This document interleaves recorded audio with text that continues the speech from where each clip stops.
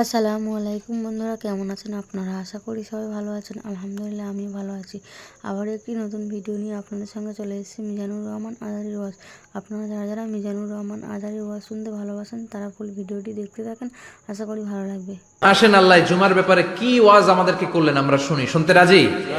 আল্লাহ বললেন, ইয়া আইয়ুহাল্লাযীনা আমানু ইযা নুদিয়া লিস-সালাতি মিন ইয়াউমিল জুমআতি ফাসআউ ইলা যিকরিল্লাহি ওয়া যারুল বাই' যালিকুম খায়রুল লাকুম ইন কুনতুম তা'লামুন। পড়েন না আল্লাহু আকবার।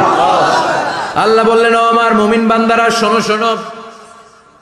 আপনাদেরকে অ্যাড্রেস করে আল্লাহ বলছেন, ও আমার মুমিন বান্দারা শোনো, ইযা নুদিয়া লিস-সালাতি মিন ইয়াউমিল জুমআ, জুমার নামাজের আযান যখন দেয়া হয়, ফাসআউ ইলা যিকরিল্লাহ, আল্লাহর স্মরণে তোমরা ধাবিত হও। ওয়া যারুল বাই', কেনা বেচা বন্ধ করে দাও।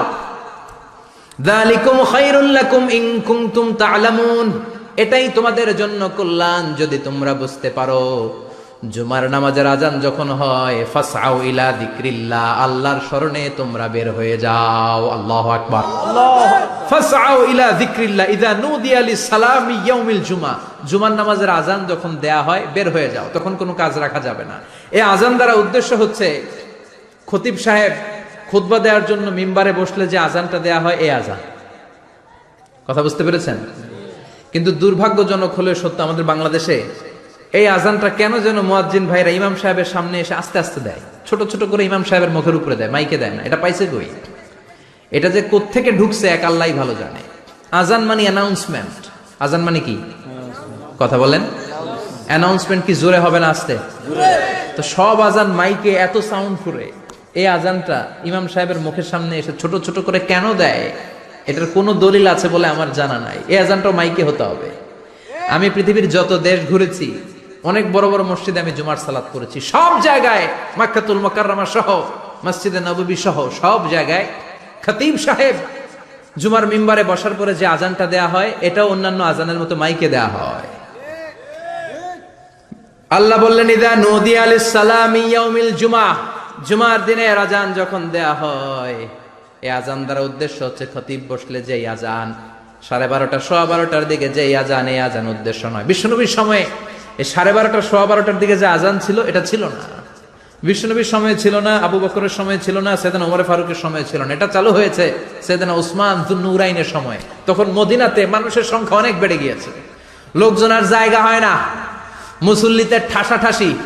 উনি ঘোষণা দিলেন, সুকে জাওরা, জাওরা নামক বিশাল একটা বাজার আছে, ঘোষণা দিলেন এখন থেকে ওই জায়গায় জুমার নামাজ হবে। মানুষ যেন আগ থেকে প্রস্তুতি নিয়ে আসতে পারে, এজন্য জাওরা নামক বাজারে উনি আর একটা আজান দেওয়ার প্রচলন করলেন। সুবহানাল্লাহ। সেখান থেকে আজ অবধি আমরা এই অতিরিক্ত আজানটা দিয়ে থাকি। এটা নবীর সুন্নাত না, এটা সাহাবীর সুন্নাত। বিশ্বনবীর সুন্নাহ মেনে নেওয়া যেমনি আবশ্যক, 4 খলিফার থেকে পাওয়া সুন্নাতগুলো মেনে নেওয়া আবশ্যক।